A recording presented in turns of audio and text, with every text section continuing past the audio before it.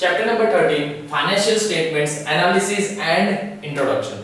Financial statement देखिए यहाँ पर कंपनी, फर्म, फैक्ट्री और सभी चीजें, बैंक, इनफैक्ट हर किसी को फाइनेंशियल स्टेटमेंट बनाना ही पड़ता है। जो भी फाइनेंस के रिगार्डिंग और we can say monetary terms में जो भी डील करते हैं उन्हें फाइनेंशियल स्टेटमेंट बनाना कंपलसरी है। सो चलिए देखते हैं कि किस तरीके से ये फाइनेंशियल स्टेटमेंट बनता है एंड कौन सी स्पेसिफिक चीजें इसमें जरूरी है आपको बनाना। So you have already learned about the preparation of financial statement, that is balance sheet and trading and profit and loss account in the module titled financial statement of the profit and not for profit organization. In the case of a company, the trading and profit and loss is known as the statement of profit and loss account here. Okay, so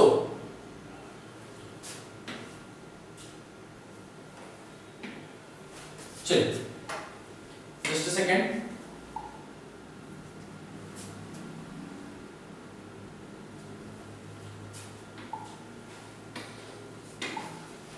So after the preparation, इस line को टिक कर लेना, correct. Now after the preparation of the financial statement, one may interested in analyzing the financial statements with the help of different tools like such like comparative statement, common size statement, and the next one is ratio analysis, trend analysis, fund flow analysis, cash flow analysis, etc. ये सारे जो नाम आपने सुने ये सब क्या है, रिसर्च के थ्रू काम आते हैं, स्टडी करना आता है। और जब एनालिसिस करना हो कि हाँ किस तरीके से आपको जैसे डेटा मिल रहे हैं तो अकॉर्डिंग आपको किस बेसिस पे आपको स्टडी करनी है, आप क्या फाइंड आउट करना चाहते हो, तो अकॉर्डिंग वैसे आपको डेटा चाहिए तो उस हिसाब से सब चीज अलग अलग बताई गई है ना। इसको अगर हर एक को ब्रीफ में पढ़ोगे तब मालूम पड़ेगा कि कैश फ्लो एनालिसिस किसके रिगार्डिंग काम आता है, कैश के रिगार्डिंग। सेम वैसे ही fund flow analysis, that means कहीं और से आपके कोई इंस्टीट्यूशन या कहीं से फंड जनरेट हो रहा है उसके रिगार्डिंग आप यहाँ पे स्टडी करोगे। कंपैरेटिव स्टेटमेंट, दैट मींस कि एक और एक से ज्यादा जो कंपनियां वो सेम ट्रेडिंग जब करती है तब उसके अंदर कैसे कंपेयर करके आप एक प्रॉपर एक स्टेटमेंट निकाल सको। तो हर एक के अपने अलग अलग रिसर्च के तरीके हैं और सेम उसके नाम भी वैसे। Now in this process a meaningful relationship is established between two or more accounting figures for comparison. In this lesson you will learn about the analyzing the financial statement by using comparative statement, common size statement and trend analysis.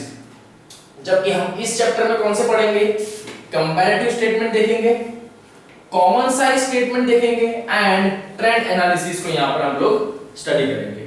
ठीक है, क्योंकि ऐसे तो number of यहाँ पे study के है लेकिन बेसिकली आप लोगों के लिए सिर्फ 3 ही है इस चैप्टर में, तो हमसे हमारे चैप्टर के अकॉर्डिंग ही पढ़ेंगे।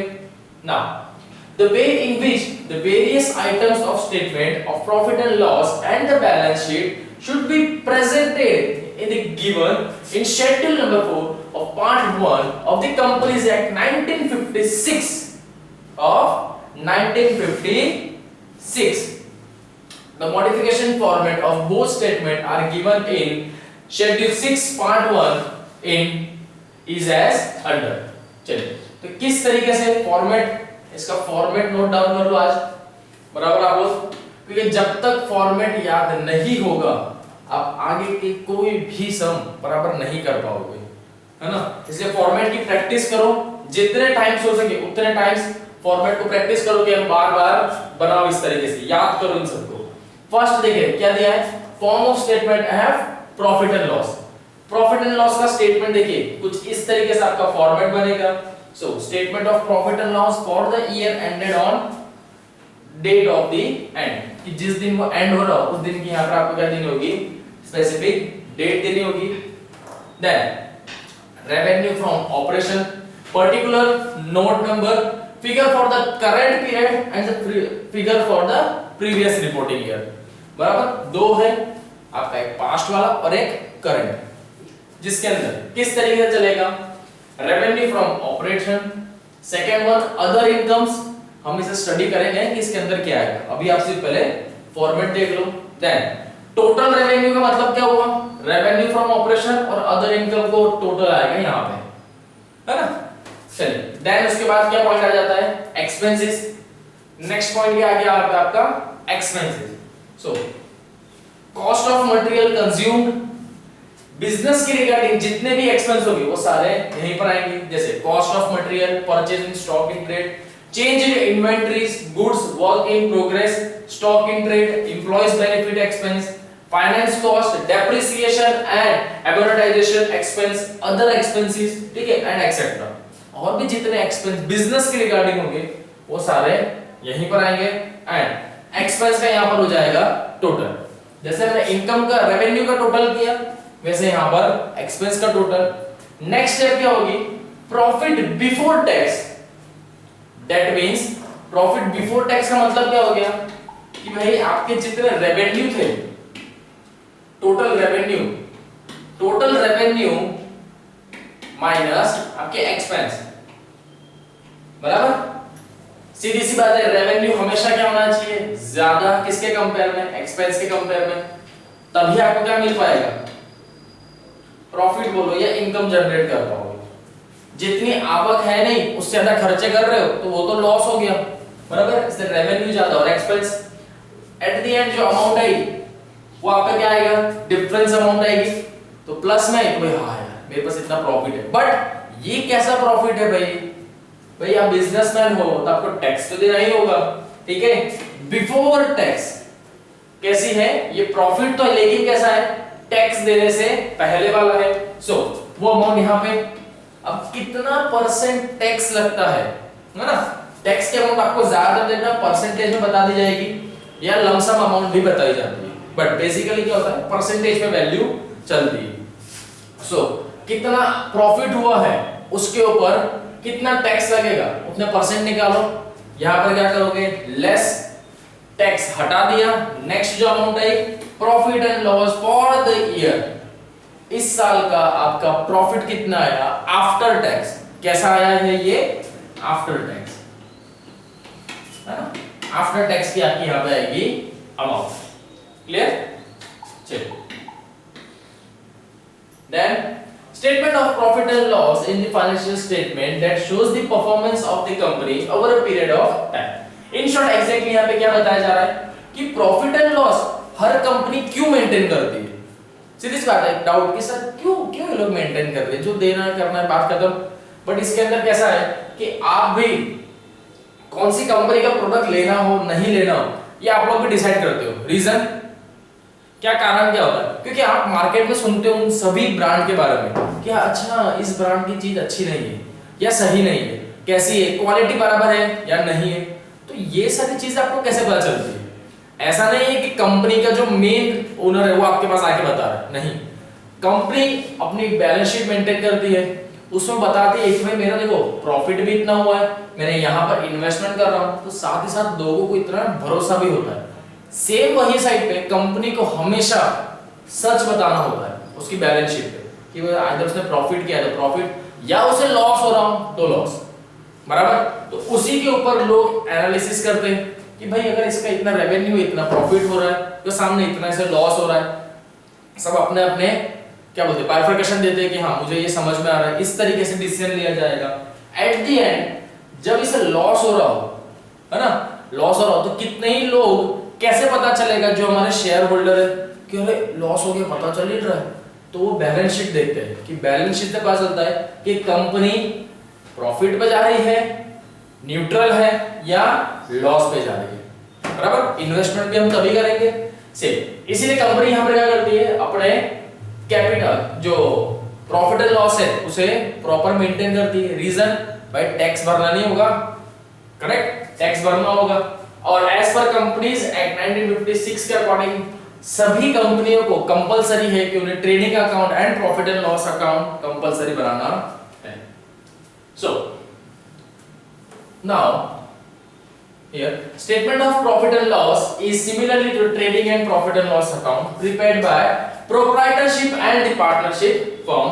The only difference is that prepared in the form of statement and not on accounts. इसके अंदर basically profit and loss account and trading account कौन बनाता है? जो पार्टनर्स होते हैं, है ना, या तो पार्टनर होंगे वो बनाएंगे, या कोई एक इंडिविजुअल पर्सन है, we can say as the proprietorship, correct, एक इंडिविजुअल पर्सन, इसलिए प्रोप्राइटरशिप। ये लोग जनरली क्या बनाते हैं? Trading account, profit and loss account and at the end balance sheet तो आपकी बनती ही है ना? तो ये सारी चीजें आपको बनानी होगी। चलिए बैलेंस शीट का फॉर्मेट देखो किस तरीके से बनती है हमारी बैलेंस शीट।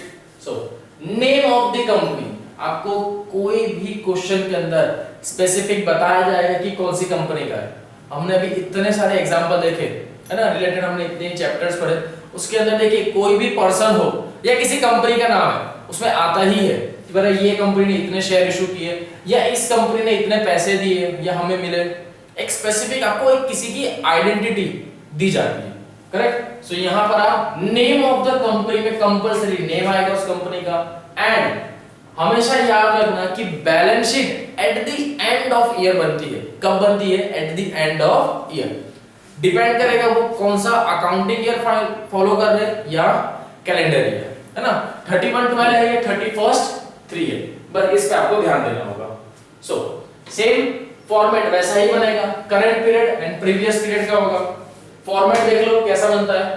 फर्स्ट आ जाता है आपकी जितनी भी लायबिलिटी है, बैलेंस शीट में बेसिकली दो ही चीज होती है, liability and the second one is asset. Liability में देखिए क्या क्या आ जाएगा यहाँ पे,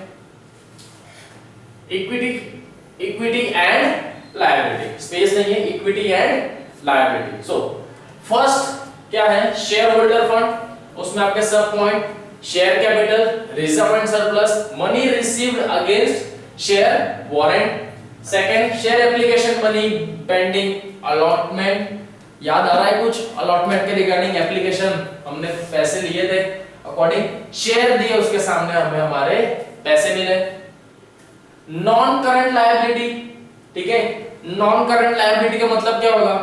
ऐसी लायबिलिटी है जो हम इस साल तो नहीं दे पाएंगे, बहुत लंबे टाइम तक, मोर देन 1 ईयर चलेगी, इसलिए that's we call non current liability, correct. Long term deferred tax liability का मतलब क्या होगा?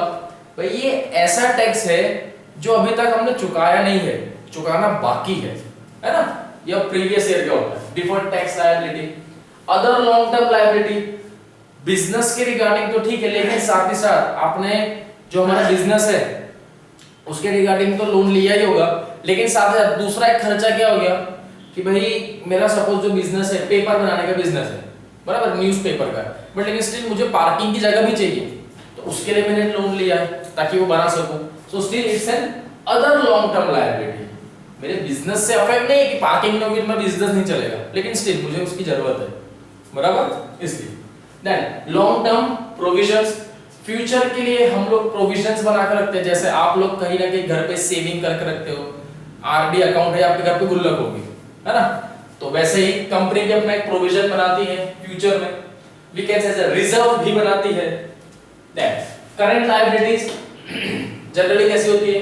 शॉर्ट टर्म बोरिंग, बराबर। Then trade payable, other current liability and short term provision, same जैसा यहां पर था वैसा ही यहां पर भी है। अब आ जाते हैं, देन नेक्स्ट क्या हो जाएगा भाई? टोटल। यहां पर क्या करना होगा आपको? टोटल करना होगा किसका? लायबिलिटी का। नेक्स्ट आ जाते हैं एसेट। सेकंड पॉइंट कौन सा आ गया हमारा? एसेट। सो एसेट में कितने पार्ट्स होते हैं? बेसिकली एसेट दो तरह की होती है, नॉन करंट और करंट, बराबर। नॉन करंट और करंट, फर्क क्या हो गया? करंट मतलब आप जिस साल में हो उसी टाइम पीरियड का, नॉन करंट मतलब जो इस साल से भी ज्यादा टाइम तक चल सकती है वो, है ना। जैसे अभी मैं अगर आपको बेसिकली बोलूं तो आपके पास जो पेन है वो करंट होगा या नॉन करंट? अरे भैया करंट, कुछ ही टाइम में खत्म हो जाएगा। लेकिन आपके पास जो आपकी बाइक है या स्कूटी है या कार है, ये करंट है या नॉन करंट? नॉन करंट के एक ही साल में क्या खत्म करके बेच देते हो, अमीर हो गए फिर, बराबर नहीं, लंबे टाइम तक चलता है, that's why called as a non current. कुछ ही टाइम में चल रहा है, इसी साल में खत्म हो गया टाइम पीरियड है, that's why called as current asset, है ना। चलो अब नॉन करंट में देख लो। नॉन करंट में आते हैं दो, एक आता है फिक्स्ड एसेट, एक आता है ना fixed asset then non current investment, चलिए आगे देखते हैं अभी। फर्स्ट आ जाओ फिक्स्ड एसेट। फिक्स्ड एसेट में दो, tangible, intangible asset. Tangible asset जैसे हम देख सकते हैं, छू सकते हैं, बराबर, महसूस कर सकते हैं, this are the tangible assets. Just like logo, company का जो लोगो है, बराबर, जो भी उन्होंने सिंबल बनाया है, प्लांट, मशीनरी, ये सारी कैसी है, टेंजिबल है ना। अब आप बोलोगे सर इनटेंजिबल क्या होता है, तो भाई इनटेंजिबल ये है जो कंपनी की गुडविल होती है, रेप्यूटेशन होती है। क्या आप इसे देख सकते हो? नहीं, you can just feel it, हाँ क्या हमें, मुझे पता है, महसूस कर सकते हो, बराबर। तो ये सारी चीजें। Then capital work in progress, then intangible assets under development. कौन सी ऐसी एसेट्स भी हम लगाते हैं इनटेंजिबल होती है, जो हमारे डेवलपमेंट के रिगार्डिंग हम उसे एफर्ट देते हैं बट हम देख नहीं सकते। जैसे अगर मैं आपको बेसिकली बताऊं तो ऐसा अकाउंट्स में तो लिखा नहीं जाता है, हम कुछ काम कराने के लिए क्या करते हैं कि यार थोड़ा जल्दी से हो जाए, तो क्या करें, बहुत से लोग ये चीज करते हैं, थोड़ा एक्स्ट्रा मनी देते हैं, एक्सटॉर्शन मनी, यार कुछ एक्स्ट्रा पैसे देते हैं कि यार थोड़ा जल्दी हो जाए काम, है ना। तो वैसे ही कुछ चीजें यहाँ पर कोई प्रोग्रेस को करने के चक्कर में जल्दी ही काम हो जाए, उसके लिए भी दी जाती है। Then non current investment, current का इन्वेस्टमेंट नहीं है भाई कि इस साल मैंने पैसे जमा किए और इससे मुझे रिटर्न मिल जाएगा, अभी जमा किए आने वाले कुछ साल के बाद मिलेगा, that's what called as non current investment. Deferred tax asset, long term loan and advances and other loan non current assets. Then अब आ जाओ करंट एसेट में, जो अभी के अभी आपको इसी टर्म पीरियड में मिल जाए, जैसे current investment, inventories, trade receivable, cash and cash equipment, short term loan and advances and the last one is other current assets. Okay, चलिए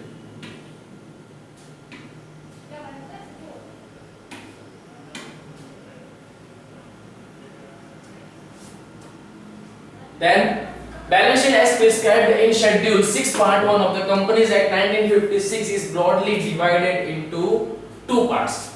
दो पार्ट के अंदर डिवाइड है, first equity and liability and second one is asset, है ना। First क्या equity and liability और second क्या है आपका asset. So now limitation of financial analysis.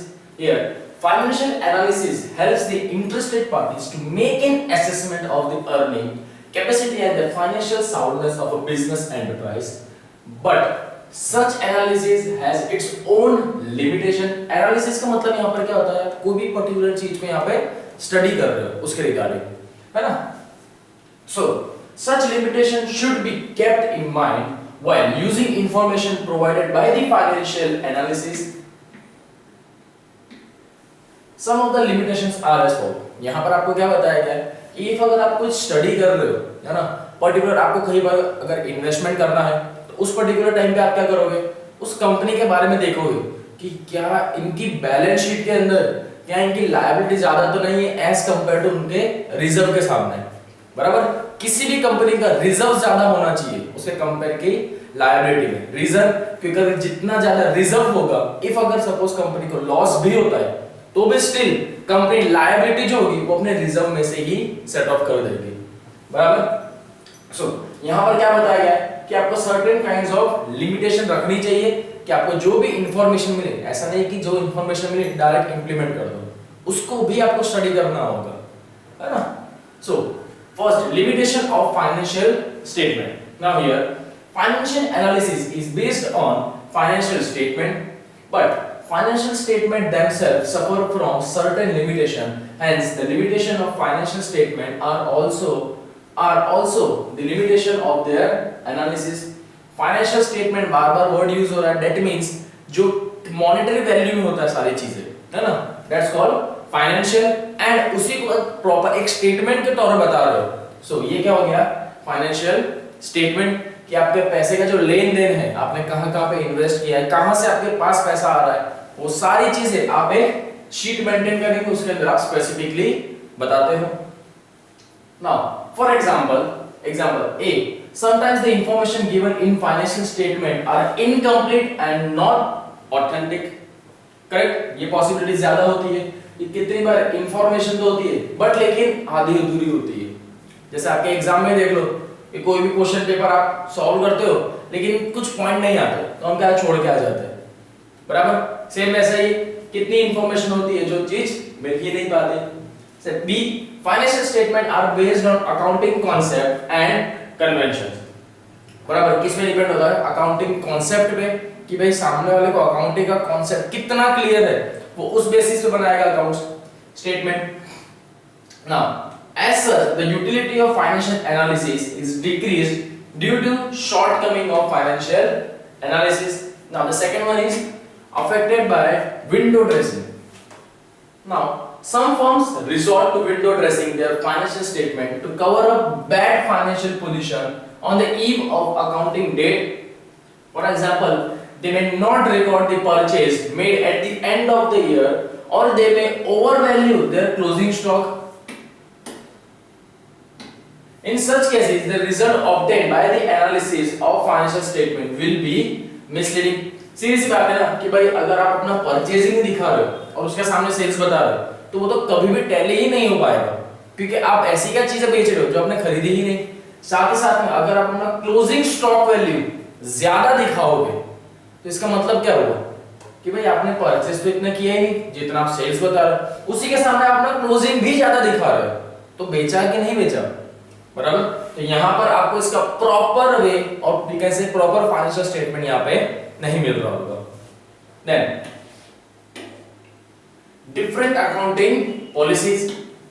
Now here, if two firms adopt different accounting policies, the comparison between two will be unreliable. Clear? सीधी सी बात है। यहाँ पर देखिए सेम अगर दो फोन है, सेम अगर दो कंपनियां हैं, मोबाइल की ही कंपनी में ले लेता हूँ कोई भी, ठीक है, एक जैसे एक एमआई और भी कैसे ऐसा ला, बराबर। अगर ये दो कंपनी आपस में एक कंपैरिजन करें, है ना, तो कंपैरिजन भी किस बेसिस पे होना चाहिए? हाँ, क्या ये दोनों एक ही फील्ड से बिलोंग करते हैं? बिल्कुल।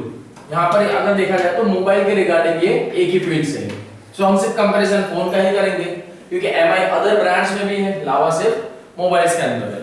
ओके, देन नेक्स्ट बात आती है कि कंपैरिजन के लिए हमें इनका चाहिए अकाउंटिंग ईयर, कि भाई ये कौन सा ईयर फॉलो कर रहा है। इफ अगर बोला जाए कि लावा जो है वो अकाउंटिंग ईयर फॉलो कर रहा है ना, that means 142 31 now as compare to Mi, China की कंपनी है, सो ये कौन सा कैलेंडर ईयर फॉलो कर रहे हैं, है ना, कौन सा आ जाएगा 112 31 12, करेक्ट। सो यहां पर आप देखिए दो ब्रांड से इंपॉर्टेंटली जो अकाउंटिंग है ना, अकाउंटिंग ईयर है वो मैच यहां पे नहीं हो रहा है। तो सपोज अगर लावा वाला सोचेगा कि चलो मैं एमआई के साथ कंपेयर करता हूं, मेरा तो यहां पे जिस दिन मेरा क्लोजिंग होगा मैं उसी दिन के सामने कंपेयर करूंगा, करेक्ट। सेल, क्योंकि भाई मेरा मार्च तक का सेल होता है वो मेरा लास्ट सेल है इस ईयर का। सेम अगर कंपेयर इनके साथ में करेगा तो भाई इसका तो वो स्टार्टिंग टाइम है ना, स्टार्टिंग का बस तीसरा मंथ ही है, तो सो ऑब्वियस जो डेटा मिलेंगे वो इनकरेक्ट ही होंगे। सेम एमआई वाला भी अगर ऐसा सोचे कि लावा के साथ कंपेयर किया जाए तो उसके जो लास्ट ईयर होगा एमआई वाले का, भाई यहां पर तो अभी भी लास्ट ईयर होना बाकी है, लास्ट मंथ नहीं दिख रहा है आपको, है ना। चलिए, दैट मींस क्या है कि कंपैरिजन उसी के साथ होगा जो आपके साथ एकदम लेवल टू लेवल पे है। जैसे फॉर एग्जांपल अ फर्म में provide depreciation on original cost method, whereas the other firm may adopt the written down value method for providing the depreciation. Similarly, the method of valuation of closing stock may also differ from one firm to other. The result obtained from comparison of the financial statement of such firm may give misleading picture. बिल्कुल correct है। यहाँ पर example क्या दिया गया है कि कोई भी हमारा जो एसेट है उसके ऊपर जो डेप्रिसिएशन निकल रहा है वो किस बेसिस पे, दो तरीके से निकाला जा रहा है। Either one firm may provide depreciation on original cost method. Original cost method that means एक वैल्यू डिसाइड कर दी कि हाँ भाई हर साल इतना ही हम डिडक्ट करेंगे। दूसरी फर्म ने क्या किया है कि उन्होंने एक परसेंटेज डिसाइड किया है कि भाई 1 लाख का है, इसके सामने इस साल 10% कटेगा, that means 10,000। नेक्स्ट ईयर इसकी वैल्यू क्या हो जाएगी 90,000, देन 10% 9,000 का डेप्रिसिएशन कटेगा, बराबर। सो देखिए डिपेंड क्या करेगा कि इस कंपनी को कंपेयर करा जाए कि भाई किसने कितना डेप्रिसिएशन डिडक्ट किया, तो उसमें ना अमाउंट में भी चेंज आएगा एंड कोई भी पर्टिकुलर एसेट का डेप्रिसिएशन जीरो होने में भी दोनों के अंदर, दोनों कंपनियों में बहुत चेंजेस आपको देखने मिलेंगे, है ना। Then difficulty in forecasting. Now here financial statements are a record of past events and historical facts. सीधी सी बात है, इन शॉर्ट समझिए कि आपको फाइनेंशियल स्टेटमेंट से ये हेल्प जरूर मिल जाती है कि आप कोई भी पर्टिकुलर कोई भी फर्म हो या कहीं पे भी आप उसके बारे में स्टडी कर सकते हो कि हाँ इनकी जर्नी कहाँ से स्टार्ट हुई थी और आज ये कहाँ तक पहुंच गए। आइदर वो अपवर्ड वे में होगा या डाउनवर्ड वे में होगा, बट स्टिल आप एक एनालिसिस कर सकते हो उसके रिगार्डिंग, किसके थ्रू, फाइनेंशियल स्टेटमेंट अगर रिकॉर्ड्स मेंटेन होंगे तभी आप ये चीज कर सकते हो, बराबर। जैसे दिया है, in the past changing and the developing modern business the analysis of past information may not be of much use in future forecasting. Continuous changes take place in the demand of product policies adopted by the firm, the position of competition, etc. As such, no estimated based on the analysis of historical fact can be made for the future. Okay. Now the next one is lack of qualitative analysis. Now here financial statements records only those events and transactions which are expressed in terms of money, बराबर। Then qualitative aspects of business unit are omitted from the books at all as these cannot be expressed in the monetary term. In short क्या बताया गया है कि भाई financial statement के अंदर आप वही ट्रांजैक्शन रिकॉर्ड करेंगे जिसमें क्या था मॉनेटरी टर्म्स के अंदर यहाँ पर ट्रांजैक्शन हुआ है। That means कोई भी चीज आपने ली, सामने पैसा दिया है, या तो आपने कोई चीज बेची, आपको यहाँ पे पैसा मिला है, करेक्ट। यही हमने चीज स्टार्टिंग में देखी थी कि अकाउंट के अंदर आप कोई भी चीज रिकॉर्ड करेंगे तो कब पॉसिबल है, जहां पर मॉनेटरी वैल्यू के अंदर ट्रांजैक्शन हो रहा होगा तभी वो चीज पॉसिबल होगी, बराबर। नहीं, thus changes in management, reputation of the business, coordinate management, labor relations firms, ability to develop new product, efficiency of management, satisfaction of firm's customer, etc., which have a vital bearing on the profitability of the company, are all ignored and omitted from being recorded because all of these are qualitative in their nature. Correct? So, next, limited use of single year analysis of the financial statement. Now here, results obtained from the financial analysis assumes significance only when they compared with the figure of the previous year period. सीधी सी बात है, यहाँ पर देखिए अगर आपका current में जैसे अभी मैं बोलूँ कि भाई ये अभी 2021 चल रहा है, बराबर। मैं अगर 20 और 21 का मैंने यहाँ पे कौन सा था फाइनेंशियल ईयर था, करेक्ट, 2022 2021 ये मेरा ईयर चल रहा था ना। अभी कुछ ही टाइम के अंदर ये ईयर भी क्लोज हो जाएगा। सो वैसे कंपेयर किससे करूंगा मैं, क्या कंपैरिजन में जिस दिन मैंने कंपनी स्टार्ट करी थी उस दिन कंपेयर करूंगा, नहीं। सो ऑब्वियस सी बात है कि जब मैंने स्टार्ट करी होगी तब मेरा जो नेटवर्थ होगा और आज का जो नेटवर्थ होगा उसमें बहुत ही ज्यादा चेंज होगा, आइदर अपवर्ड में होगा या डाउनवर्ड में होगा, स्टेबल तो नहीं होगा। सो क्या करेंगे हम, जस्ट उसके प्रीवियस ईयर से कंपेयर करेंगे, दैट मींस 2019 टू 2020। इजीली हमें यहां पर क्या पता चल जाएगा कि कंपनी के अंदर कितना चेंज आया है, कितना चेंजेस आए हैं कुछ ही साल में, है ना। एक ही साल के अंदर कंपनी में कितना चेंजेस आया है। एंड याद रहे हमेशा कोई भी कंपनी हो वो इस तरीके से चेंजेस फाइंड आउट करती है। रीजन, क्योंकि पर्टिकुलर कुछ टाइम के अंदर कंपनी को पता होना चाहिए कि कंपनी ने जो भी यहाँ पे डिसीजन लिए थे, है ना, कंपनी क्या करती है कि चलो एक साल के लिए हम इस प्रोजेक्ट पे काम करते हैं या पर्टिकुलर इस डिसीजन पे चलते हैं या इस तरीके से काम करके देखते हैं क्या इफेक्ट हुआ, क्या इधर पॉजिटिव में जा रहा है या नेगेटिव में जा रहा है, या हम जिस तरीके से मार्केटिंग कर रहे हैं क्या वो सही तरीका है या नहीं, बराबर। तो कंपनी हर साल कंपेयर करती है, कंपनी जितनी भी चीजों में, आइदर वो एडवर्टाइजमेंट में हो, प्रोडक्ट सेलिंग में हो, मार्केटिंग में हो, मैनेजमेंट में हो, बराबर, सभी चीजों के अंदर इस तरह से चेक किया जाता है। देखिए जैसे एग्जांपल में यहाँ पे दिया आपको, the profit of a firm to sell is 12% whether this is satisfactory और नॉट। अब आप कैसे बताएंगे कि भाई 12% का सेल हुआ है, क्या ये अच्छा हुआ या बुरा हुआ? कोई कुछ पता ही नहीं कर सकते जब तक हमारे पास कंपेयर करने के लिए कुछ नहीं, कैसे पता करें? सो आ जाओ इसके, will depend upon the figure of the previous year के ईयर में हम कंपेयर करके देख सकते हैं कि क्या हमने ज्यादा सेल किया है या कम। If the firm earns 10% sales in profit as in the previous year, भाई प्रीवियस ईयर 10% प्रॉफिट हुआ था और ये साल 12%, दैट मींस क्या हो गया भाई 2% हमने इस साल पे ज्यादा इंप्रूव किया है। Exactly, it may be considered to have done better this year. However, the financial statement of 2 year may not be comparable due to the changes in the accounting policy. Okay? Now, it is clear from the above mentioned limitation that the result obtained from the analysis of financial statement should not be taken as the true indicator of the strength and weakness of the concern. Now here, the result obtained from analysis must be read carefully and cautious. The limitation of analysis must be kept in mind while taking decisions based on the result obtained from such analysis. Okay? So, now come to the next point. Okay. Exercise number 31.1 आ जाते हैं हमारे exercise पे. So, fill in the blanks with suitable words. Now here first, financial statements are dash and dash. Now here, financial statement are statement of profit and loss and their balance sheet. Correct?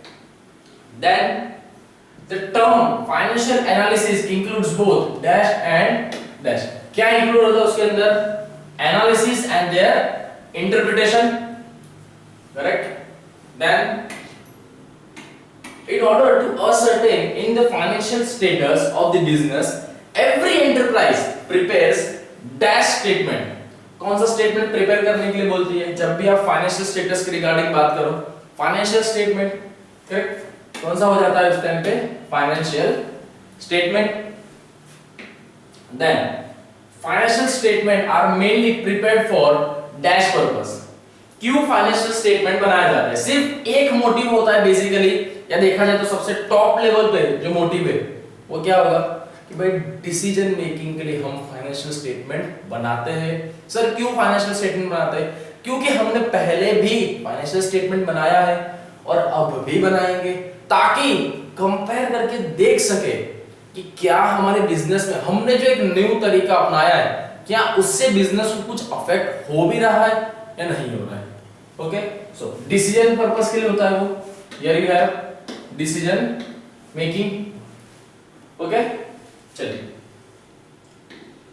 Now next आ जाओ यहाँ पे two. Okay, match the following आपको दिया, that's it, है ना? Management, employ, share holder, supplier and their creditor. उसके सामने about solvency of business, profitability, then performance of the enterprise as a whole and better remuneration. So first management के regarding बात किया जाए, performance of the enterprise as a whole. So first यहाँ पे दिया हुआ है, फर्स्ट क्या आएगा? सी। करेक्ट है तो फर्स्ट क्या आ जाएगा? See, performance of the enterprise as whole. Then employees के रिगार्डिंग देखा जाए तो भाई एम्प्लॉयज को क्या चाहिए? Profitability, about solvency of the business. ये एम्प्लॉय के रिगार्डिंग क्या है? एम्प्लॉय को चाहिए कि भाई मैं जितना काम करूं उसके सामने मुझे उतना पैसा मिल जाए, थोड़ा एक्स्ट्रा अगर बेनिफिट्स मिल जाए तो और भी अच्छा है। दैट्स इट, इससे ज्यादा उसे कुछ भी नहीं चाहिए आपके पास से। एम्प्लॉयज से क्या आ जाएगा जल्दी? डी, रेम्यूनरेशन, है ना? Better remuneration.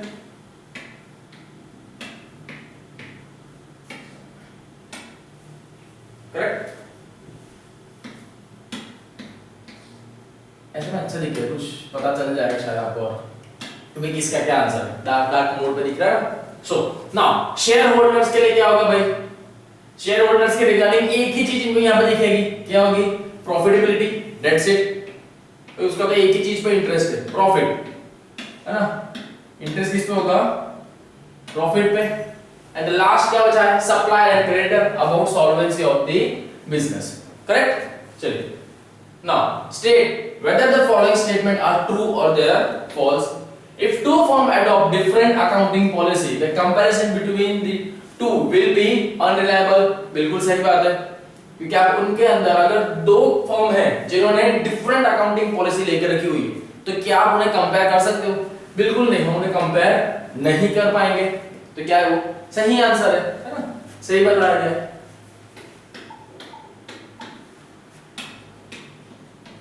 Okay, now figures given in the financial statement do not speak by themselves. Exactly true.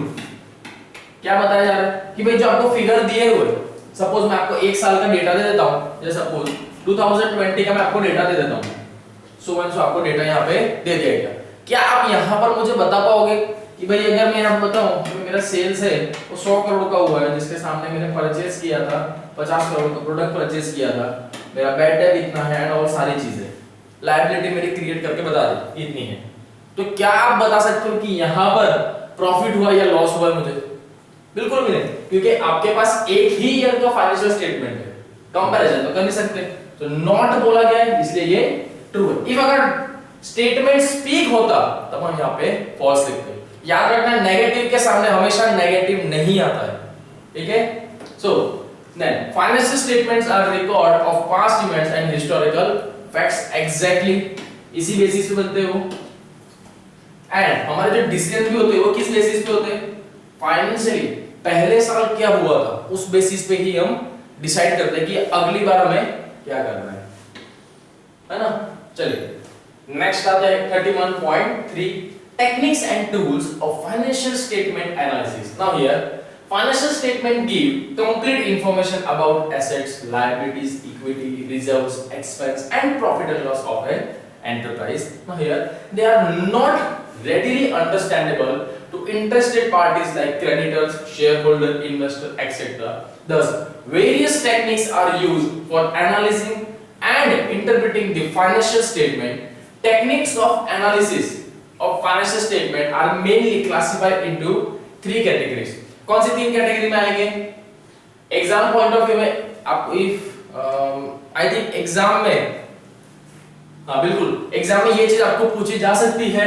Techniques and tools of financial statement analysis basically तीन है, तो ये आपको पता होने चाहिए। एग्जाम पॉइंट ऑफ व्यू में आपको ये पूछा जा सकता है। ओके, डिपेंड करेगा मार्क्स के अकॉर्डिंग देखना। जरूरी नहीं है कि आपको जितना स्टेटमेंट दिया जाए आप उतना ही स्टेटमेंट यहाँ पे लिखो, बराबर। मार्क्स के अकॉर्डिंग होगा। 5 मार्क्स में तो आपको इतना ही पैराग्राफ लिखने होंगे।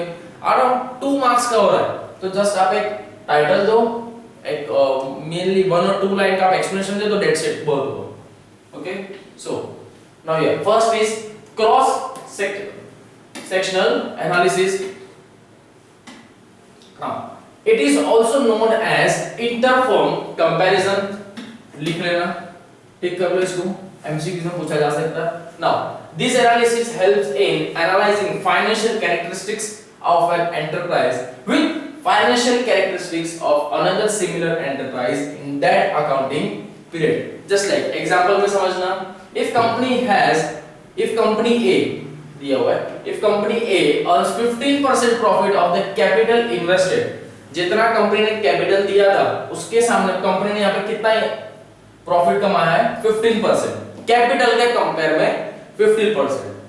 These does not say whether it is adequate or not. If we analyze further and find that a similar company has earned 16% during the same period, then only we can make a conclusion that the company B is better than A. Exactly correct, बिल्कुल सही बताया गया कि आप जब तक एक company के बारे में देखोगे आपको कुछ पता चलेगा ही नहीं कि भाई कंपनी ये बताया 15% प्रॉफिट किया, अरे 15% जितना उन्होंने लागत लगाई थी उसके बाद उनको 15% का प्रॉफिट और ज्यादा हुआ, सब कुछ निकालने के बाद भी। तो क्या मतलब यहाँ पे कंपनी ने बहुत अच्छा वर्क किया है। कंपेयर करो सेम उसी कंपनी से जो कंपनी ए है और कंपनी बी है, ये दोनों एक ही प्रोडक्ट बनाती है, एक ही काम है और इनका अकाउंटिंग ईयर भी एक ही है ना, सेम कैलेंडर ईयर फॉलो कर, सॉरी अकाउंटिंग ईयर ये लोग फॉलो कर रहे हैं। तो अब यहाँ पर आप कंपेयर करके देखो, तो कंपैरिजन किया था पता चल रहा है कि भाई कंपनी बी है जिसने 16% का प्रॉफिट किया है जितना हमने कैपिटल इन्वेस्ट किया था उसमें। दैट मींस यहाँ पे क्या हुआ कि इजीली हम लोग बोल सकते हैं कि company B is better than company A, है ना। thus it turns into a meaningful analysis, बराबर। ये एनालिसिस सही हुआ। एनालिसिस करना मतलब वन काइंड ऑफ स्टडी करना। देखिए यहां पर हम बता सकते हैं, है ना, एक चीज दी हुई है उससे आप कैसे कंफर्म करोगे कि हाँ ये जितना दिया ये बिल्कुल सही है, पॉसिबल ही नहीं है ये चीज। चलिए then second one, time series analysis. Now here it is also called as intra firm comparison, बराबर।